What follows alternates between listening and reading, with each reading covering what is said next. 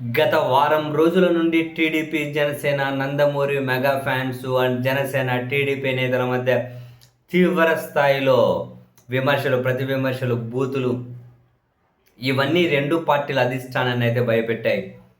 మొదట కొరియన్ కనకరాజు సినిమాకు సంబంధించి నందమూరి మెగా ఫ్యాన్స్ వాళ్ళను ఒకరు మరొకరిని బూతులు తిట్టడమే కాకుండా వాళ్ళ పార్టీ నేతలను, ఆ నందమూరి కుటుంబ సభ్యులను వీళ్ళందరినీ కనుక బూతులు తిట్టేశారు.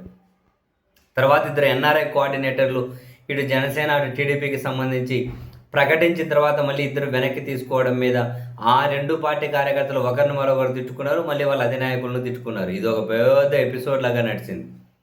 అండ్ ఆ తర్వాత జనసేనలో ఉన్న సీనియర్ రాజకీయ నేత బాలినేని శ్రీనివాసరెడ్డి గారు ఒంగోలు టీడీపీ ఎమ్మెల్యే దామచర్ల జనార్దన్ మీద తీవ్రమైనటువంటి ఆరోపణలు చేయడమే కాకుండా పోలీస్ స్టేషన్లలోనే పంచాయతీలు ఏ విధంగా చేస్తున్నారన్న వీడియోలు కూడా విడుదల చేశారు. దారుణంగా అవినీతి అక్రమాలు చేశారని, దోచేసుకుంటున్నారని, ఆయన అవినీతి మీద విచారణ చేయాలి అని ప్రతిగా టీడీపీ ఎమ్మెల్యే కూడా బాలినేని శ్రీనివాసరెడ్డి గారు వాళ్ళ కొడుకు మీద తీవ్ర ఆరోపణలు చేశారు. నేను నా మీద చేసిన వాడి కాణిపాకంలో ప్రమాణం చేయడానికి సిద్ధంగా ఉన్నాను అని చెప్పి టీడీపీ ఎమ్మెల్యే బాలినేని గారికి కౌంటర్ ఇస్తే ఆయన మళ్ళీ ఈరోజు మీడియా ముందుకు వచ్చారు. రామరి నేను సిద్ధంగానే ఉన్నా, నీకు ఎవరి మీద దేని మీద నమ్మకం లేదు, ఉత్తుత్తి ప్రమాణాలు చేస్తావు కదా, నీ దగ్గర ఉన్న వాళ్ళే చెబుతూ ఉంటారు అని చెబుతూ ఖచ్చితంగా నీ మీద విచారణ చేయాల్సింది, అవసరమైతే నా మీద కూడా విచారణ చేయించుకుందాం, ఎవరు అవినీతి పరులు ఎవరి కథ చూద్దాం, నిన్నైతే వదిలిపెట్టను అది ఇది అని చెప్పి తీవ్ర స్థాయిలో ఆయన విరుచుకుపడ్డారు. చివరికి ఇది ఎక్కడికో పోయేటట్లుంది అని చెప్పి రెండు పార్టీల అధిష్టానాలు భయపడ్డట్లున్నాయి. ఇటు టీడీపీ నుంచి ఏపీ అధ్యక్షులు పల్లా శ్రీనివాస్ యాదవ్, నిమ్మల రామనాయుడు గారు మంత్రి గారు, అటు జనసేన నుంచి నాదెళ్ల మనోహర్ గారు, హరిప్రసాద్ గారు వాళ్ళు ఎమర్జెన్సీగా ఒక సమన్వయ మీటింగ్ పెట్టుకున్నారు.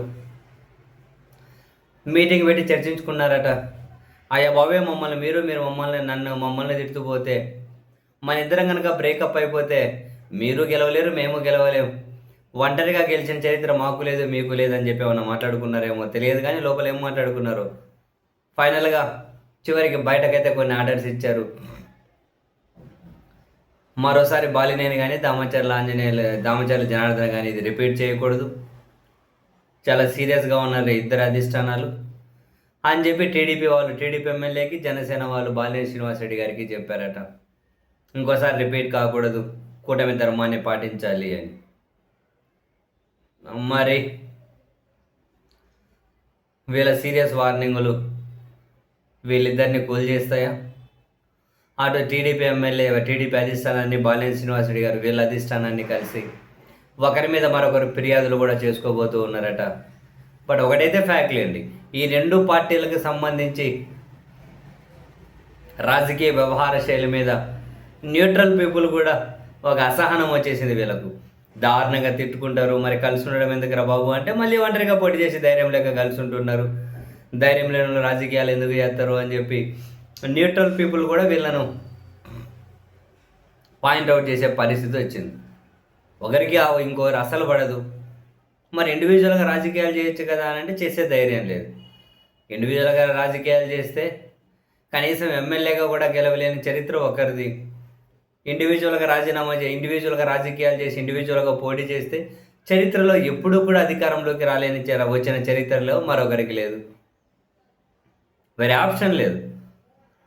అందుకని వీళ్ళిద్దరూ కలిసి ఉండాలంటే ఇద్దరు అభిమానులను ఒక కామన్ ఎజెండా సెట్ చేస్తూ ఉన్నారు.